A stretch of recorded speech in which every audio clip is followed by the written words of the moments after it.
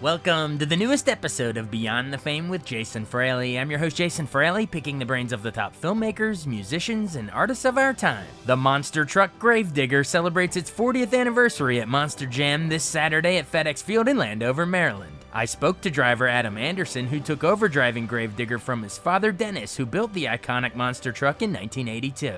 Hey, thanks for joining us, Adam. Man, thanks for having us on. I can't tell you how excited we are for this event, man. First time ever there. One of the closest to home for us. I'm pumped for this. Now, you say close to home for you. Where are you based? Where's it based out of? We're right out of the Outer Banks. So, I mean, it's a little bit of a ride, but we're not very far away.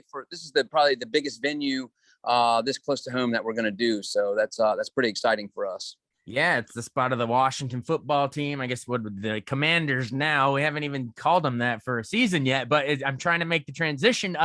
How does it work when you're on a big football field like that? Obviously, you don't want to tear up the field that the football team plays on. So do you guys put down your own field, or how does it work? No, absolutely. So they come in with a type of product to lay over top of the grass. The entire field will be underneath of there. They'll cover the entire field, and then to protect it, but then come on top of it, and we then cover it with hundreds of thousands of yards of dirt. And it's a pretty unbelievable process, and the dirt crew is probably some of the hardest workers. They're the first ones there loading into the event, and they're the last ones out loading out the event. But they got it down to a science now. You come in there, and then we roll in, we roll out, and it's you just got to mow the grass when we're done. Awesome. I always wondered how that worked, but cool. Well, awesome. Well, remind us who walked. So obviously you're driving Gravedigger. How long have you been driving Gravedigger? Because that's a legendary vehicle. Yeah, so I myself have been driving Gravedigger since 2015, but I've drove other trucks along the way. My father is Dennis Anderson, the creator of Gravedigger, which actually this year is the 40th anniversary for Gravedigger. And so we're kind of celebrating that. And that's why I think this kind of makes this a little bit special. Like I said, we're kind of close to home. So we're going to have a lot of people that from our area even coming up there. And we're also, my brother's going to be there driving the Son of a Digger truck. There's a couple local guys from the Maryland area, Virginia area that are going to be there. The Saigon Shaker monster truck's going to be there. They're from Delaware. And there's just all kinds of heavy hitters out there. The Great Clips Mohawk Warrior is going to be there. I mean, anybody and everybody you see on Monster Jam, on television, or on all the YouTube channels, that's who's going to be there. That's awesome. And I got to hear that story about that your dad is the one that invented Gravedigger. It's funny, like that's crazy because it's so ubiquitous in our culture. Everybody knows the name Gravedigger. And when you think of Monster Jam, you think of two things. You think of like commercials saying Sunday, Sunday, Sunday, or I guess in this case, Saturday, Saturday, Saturday.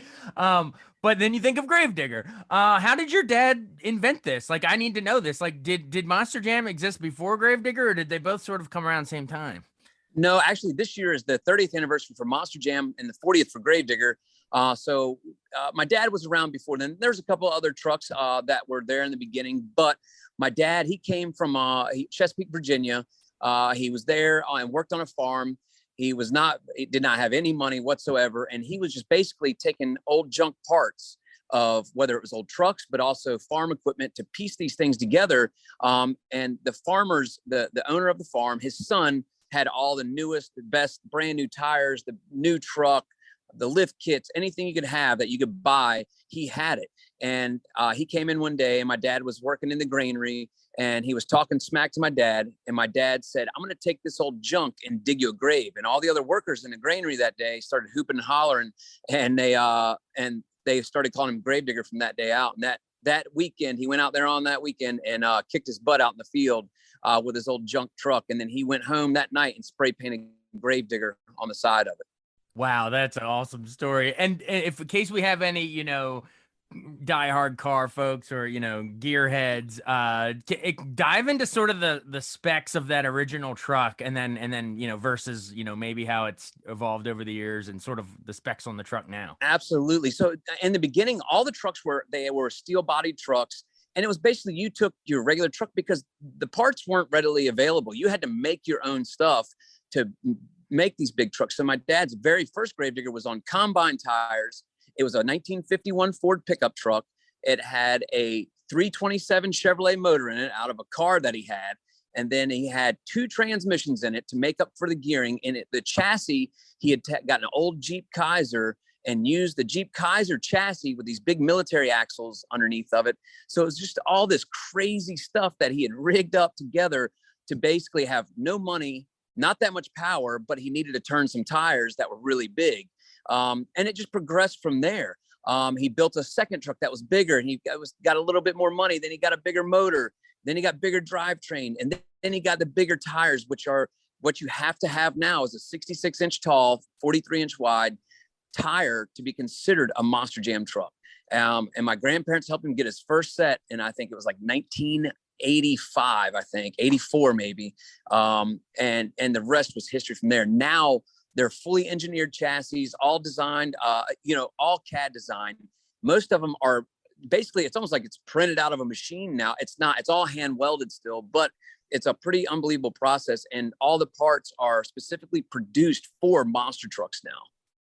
That's so cool. So wait, so if your dad's doing this, when you're growing up, are you going to all the different, monster truck rallies and competitions? Like, are you watching from the stands, or are you down there in the pit with them? Or tell me about, what it was like growing up knowing your dad was Gravedigger.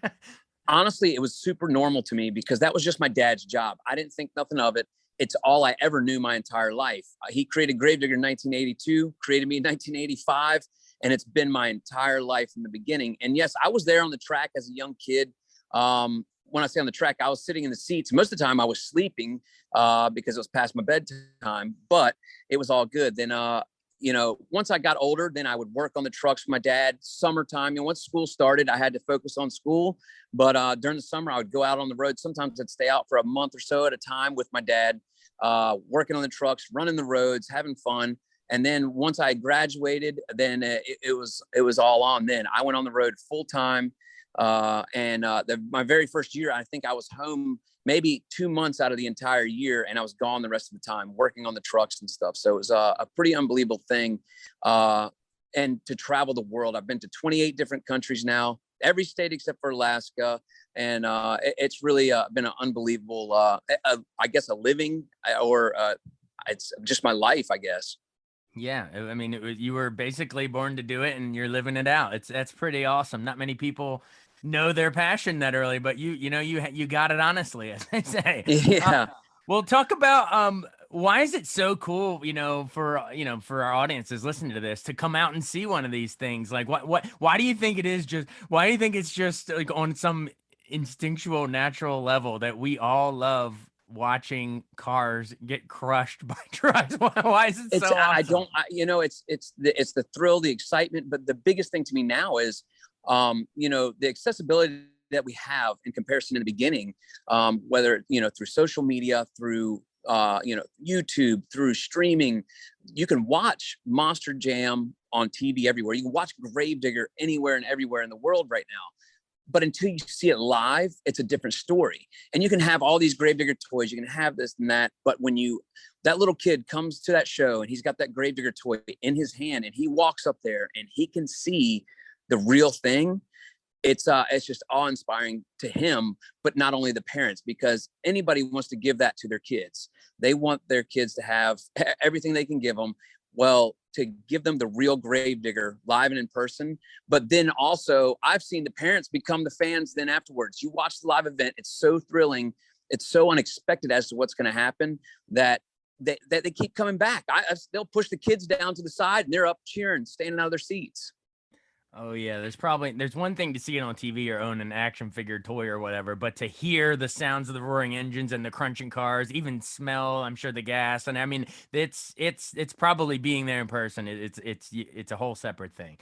Has there been we talked about from the audience perspective, watching in the stands, the cool of the crunching and the sounds and everything, but how about for you in there behind the actual wheel? Like, has there been a time where maybe it throttled you or sort of threw you the most? Like, was there at one time where you were like, holy crap, that was a little too close for comfort, that was a little a little crazy? I think that's every single weekend of my life for the past 17 years. But at the same time, once you're out there, you're in front of all of these people. Last weekend, we're in Foxborough, Massachusetts, sold out. at Patriot Place, completely sold out crowd. And I'm out there just going nuts in this truck, doing all these crazy stunts, doing backflips, doing saves, wheelies, all this stuff. You do not care what is happening in that moment.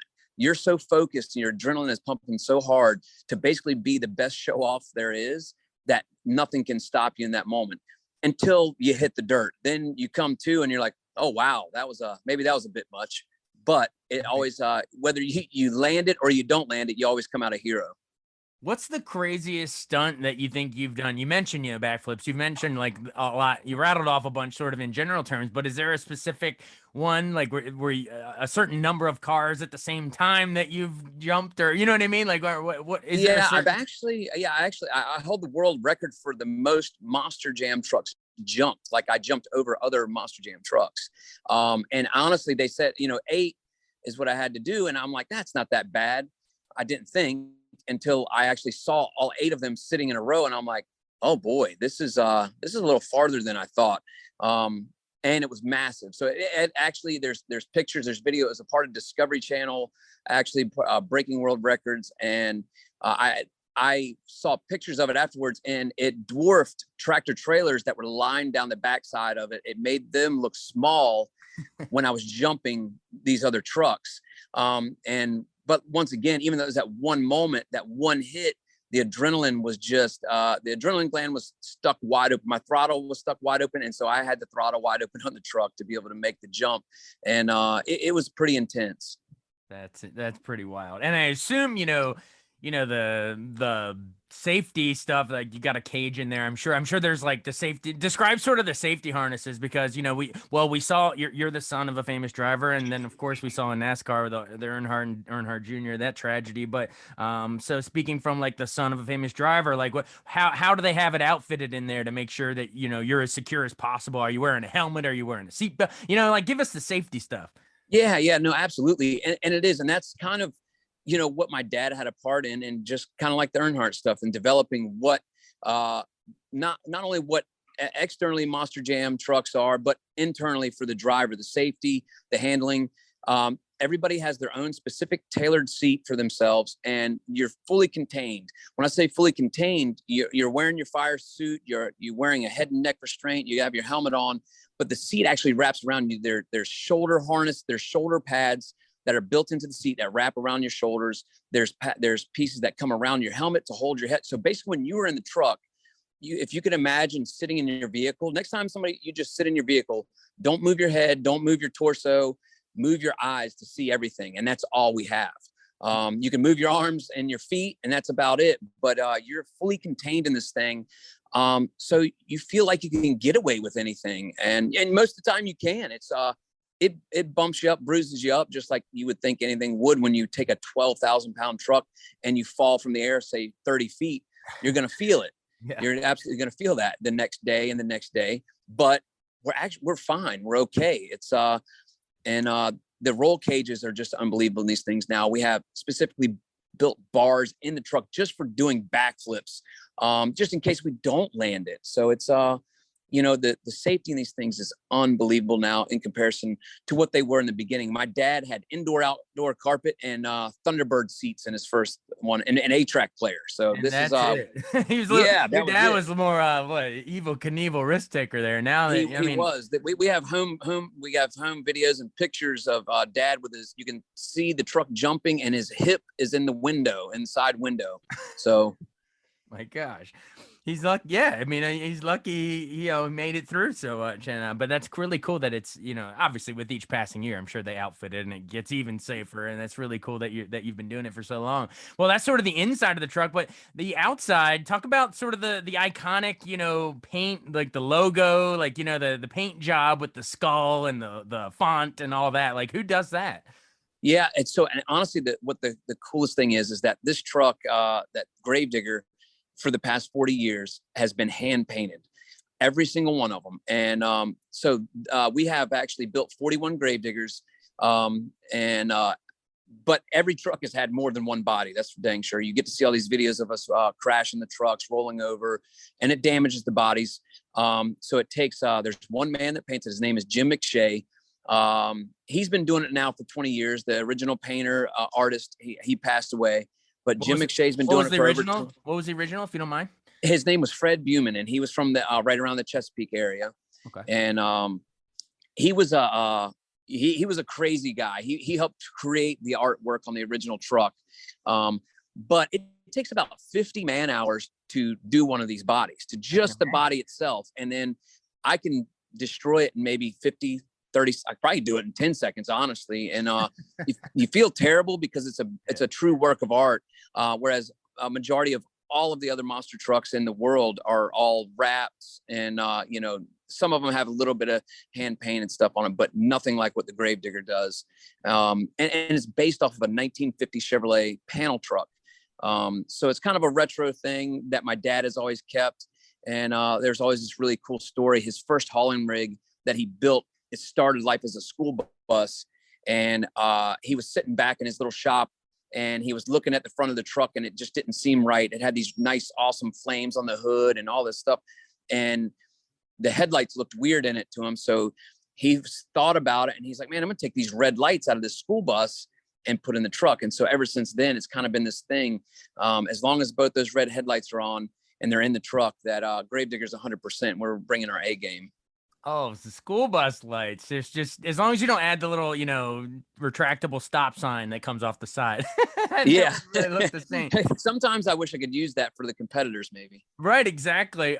Real quick, so you mentioned the original paint the car truck painter. It was the guy that passed away. He was from Chesapeake, Virginia area. How about the new guy? Where's he based out of? So he was based out of originally right around Vineland, New Jersey, and then he had a hot rod shop, and it was kind of his part-time gig.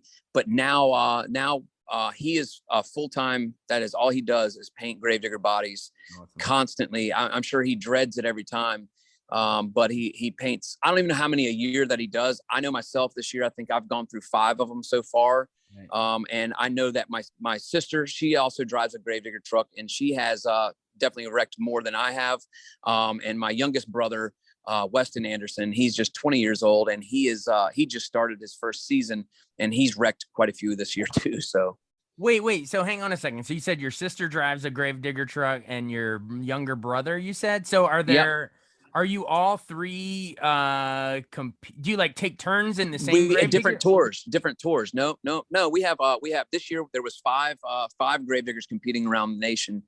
There was myself, and I ran on one of the stadium tours. And then there was my sister, and she runs on the arena tours, where it's the smaller venues, where they build the tracks. And then my youngest brother, Weston Anderson, he also did the smaller venues. I think my sister was like on the Midwest tour. Weston was on the East Coast tour. And then there's one of my buddies I went to high school with, Brandon Vincent. He was on the West Coast tour. And then like I said, my brother, Ryan Anderson, he does drive the Son of a Digger truck, which is a little bit of a spinoff, a family deal that we created quite some years back now. And he is competing in that truck. And he was on a different tour than I was in the middle of the season for the point series, but he is going to be at this show this weekend. They don't put Ryan and I together at too many shows because we might do a little too much sometimes, but and the people love it, but the budget doesn't. Wow, exactly. Awesome. You mentioned some of all your other competitors that you compete against. Who would you say has been the biggest foe or nemesis for Gravedigger over the years? If there was another truck that's given Gravedigger a run for its money, who's your biggest competitor? It's always been, and it's Max D, Maximum Destruction. He started a rivalry with my dad. My dad, he retired in 2016, I think it was, and even up until then, it was a constant battle back and forth with him, and it still is. It still is. I had him all year this year, and it was just it was unbelievable. And how does the point system work? Because, you mentioned, the point series. We've seen, there's photos of you holding trophies for winning various things. How does it work? Because a lot of people just think it's, to steal a phrase, that you just go and watch the massive production. But and the way and sometimes the way they air it on TV, it confuses people. So there's actually, so that everybody knows about the freestyle competition, and that's where you see all the highlight moments most of the time, as far as, the backflips, all the crazy stunts and things like that. But there is racing. So people get confused. They think they're going to come to the event and there won't be, it's going to be one or the other. It's not like that. That's just the way they film it. It's always racing and there's always freestyle. But there's also this new thing that's been developed in the past couple of years. And it's called the skills challenge. And that comes after racing, where you try specific stunts. You have 2 attempts to try to do whatever it may be. If you're balancing the truck on the front 2 wheels, the side wheels, maybe doing a sidewall donut. But in racing, it's just a bracket. You start with the 12 trucks that are going to be there this weekend. You work your way through the bracket, and for every round you go, you earn points. And it's the same for the skills competition. All 12 trucks will compete in the skills competition, given their best attempts at doing their best, whatever it may be, like a stoppie, the moonwalks that we call them now, where you drive the truck on the front 2 wheels backwards, all kinds of crazy stuff. You try to get the most points in that. And then it leads up into the freestyle event, where it's the same thing. The judges, you as a fan, can interact. You put the app on your phone, and you can actually vote for your favorite, not necessarily for your favorite, but you should vote for what you're seeing, for the most skill, the craziest stunts. And you can actually vote, and then it comes up, and then that's how it's based off of the winner and the placement for you in the freestyle competition. So somebody can win each individual event, but then there's the overall event championship, which is when they basically take the points from the entire night, and if you had the best average on everything, and then you can be the overall event winner.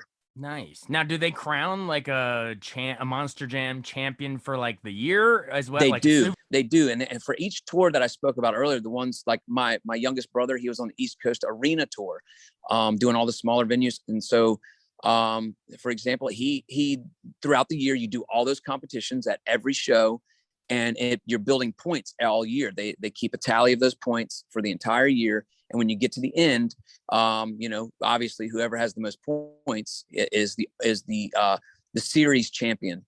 It's a long road. It's from January until May. It was this year, and every single weekend. And so it was an unbelievable chase.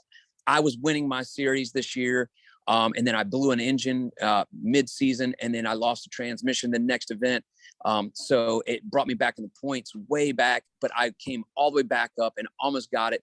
I got in second place on my series. And of course, Max D knocked me out. So it was kind of a bummer, but it was a good chase, and I put forth all the effort.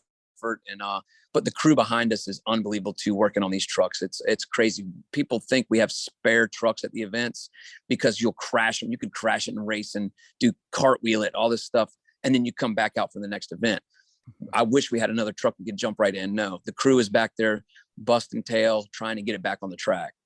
Wow, this is so fascinating to me. It's like this whole competition more than a lot of people don't even realize the actual point system and stuff. That's why I wanted to lay that out. Well, real quick, I just want to make sure I have this for my sake, for the article and stuff.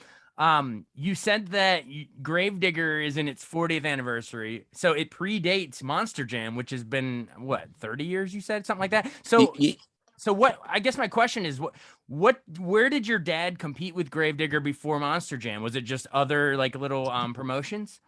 Yeah, and there was other promotions that were in the beginning that were larger ones, but it all stemmed from, in the beginning, tractor pulling was the main attraction. Right. So it was monster trucks were a side act to tractor pulling. Like mud bogs and tractor and mud pulls and that kind that's of thing. right. Exactly. That was, monster trucks were kind of just a side act to those events. But then once the technology and the monster truck started to develop, the entertainment value then began to develop, and people were coming to see those trucks. But not only that, the accessibility they have to us as competitors, drivers, teams. There's no other sport in the world, motorsport,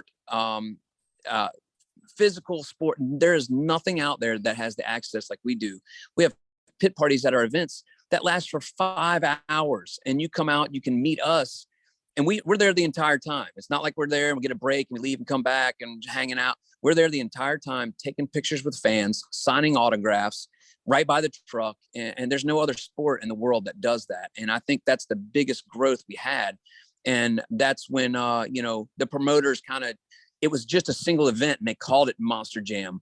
And it went over so well that it kind of just developed into what the brand, what the name is. When people think of monster trucks now, people automatically can just say Monster Jam. It may not be Monster Jam, but that's just the first thought in their head. Right. Exactly. Yeah, exactly.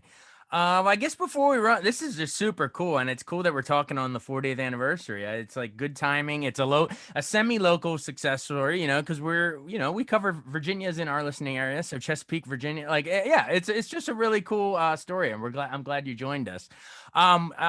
Your dad he's still with us, right? I mean, Dennis. Yes, yeah. What's he up to these days? Does he ever come watch you? Does he follow it closely? He does randomly, but he says he's just living through us still. And because he got to run the roads for 30, 35, 36 years of his life. So now we're doing it for him. And he does come to some of the events. He goes to I've been doing it for 17 years. So we competed against each other at events. So it's not that it's not a big deal, but now that my younger siblings are out there, their first years, he goes out, he's a nervous wreck while they're out there, and he's out there trying to coach them, and all he's doing is aggravating all of us. But he does an unbelievable job with that. And he's been he is retired, but at the same time he's not. He's developed this new thing where you can actually do a ride along with him. He's got a race truck that he's built that has 3 seats in it, so you could honestly compete with it. Right now, it's a competition Monster Jam style truck that has 3 seats in it. And he's been doing ride experiences at our shop here at Digger's Dungeon right here in the Outer Banks.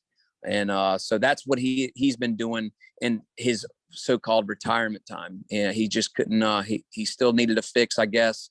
And he needed a little bit of action, but now you can just ride along with him and get some action too. Gotcha. Well, I'm glad that it's cool he's doing that. And I'm glad you're carrying on the legacy.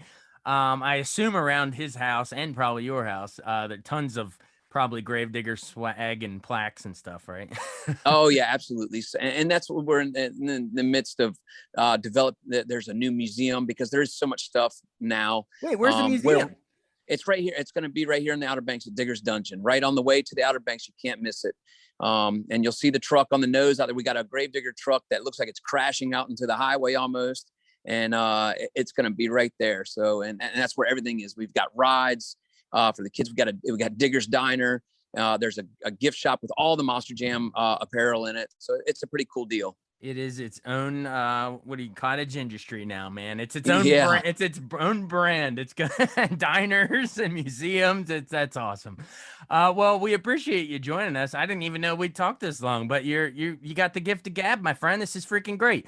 It's called it's the Monster Jam. It's coming to FedEx Field in Landover on June 11th, this Saturday. So get your tickets now at monsterjam.com. Adam Anderson, son of Dennis Anderson, the family of Gravedigger on the 40th anniversary. What could be cooler than that? Thanks so much for doing this, man. Thanks for having us on, man. I'm glad to be a part of it. All right. Well, thanks so much. I'm gonna hop off here before you run over our microphone with that truck.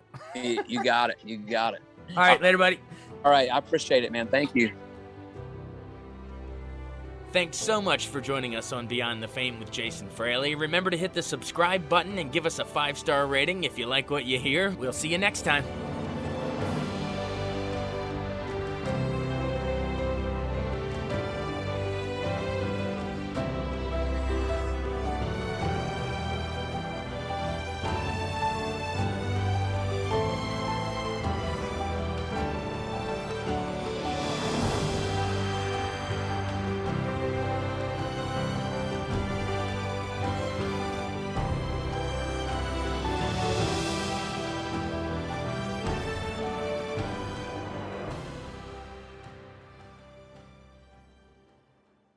I wanted to take a second to tell you about an app I really enjoy. Living in the DC area is great, and Podcast DC gathers all of the local shows that I like all in one local app. Health, sports, local news, politics, and so much more. Podcast DC is the new local app with hundreds of DC area podcasts to choose from. I can earn exciting rewards just for listening and share the podcasts I love instantly. Available in the App Store or in Google Play, listen local with Podcast DC.